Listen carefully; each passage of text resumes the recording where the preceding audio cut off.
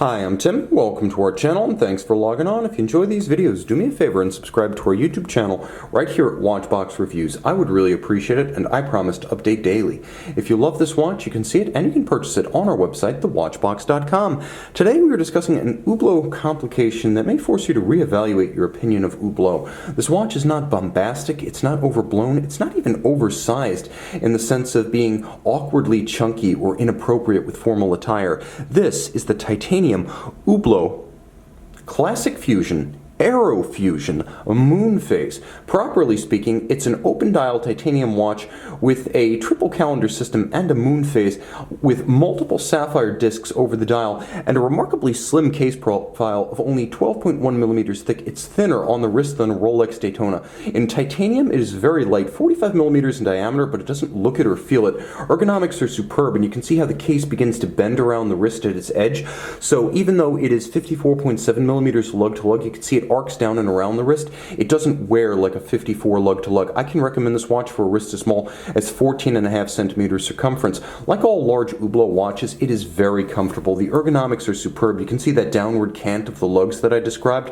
And then you get to the strap, which is wonderfully flexible despite being substantial. So there's a lot of material here. You have medium rectangular scale alligator leather, semi-gloss, monotone stitch, but then the black gives way to black rubber, vulcanized rubber, and very soft. It has a matching deployant clasp, which is double finished. You can see those Hublot H pattern titanium bolts in high polish, contrasting with the satin finish. It's of satin and of polish, twin trigger release. This one pops open only when you depress both triggers.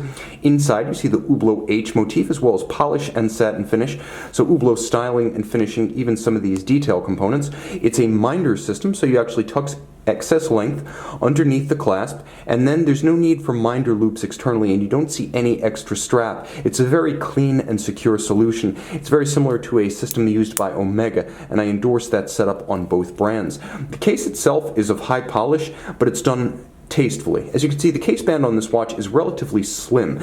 It's remarkably fluid too. It's not sheer and squared off like you'll see on a Rolex Super case. This is actually a fairly complex, and I would even say compound curved case compared to the likes of Rolex. It does have a beauty about it. There are sharp aspects as well. It has sort of the masculine and the feminine in profile, masculine at the ends, where it is a bit more angular and hard-edged. You can see there's a satin finish across the hoods of the lugs.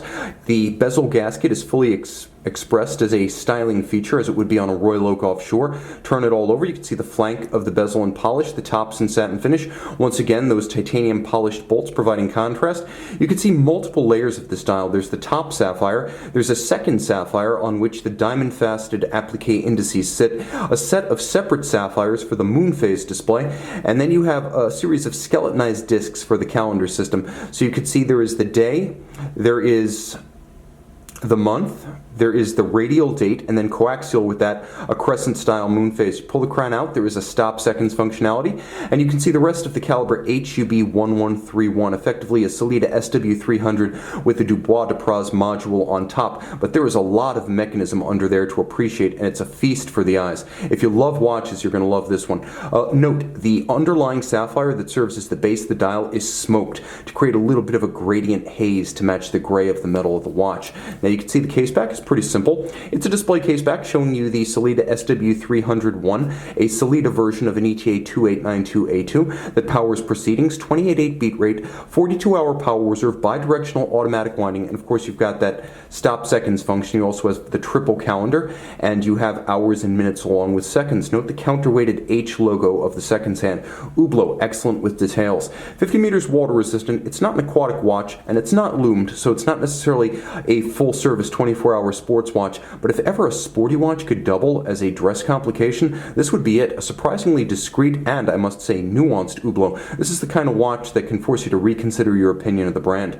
See it and decide for yourself on the Watchbox.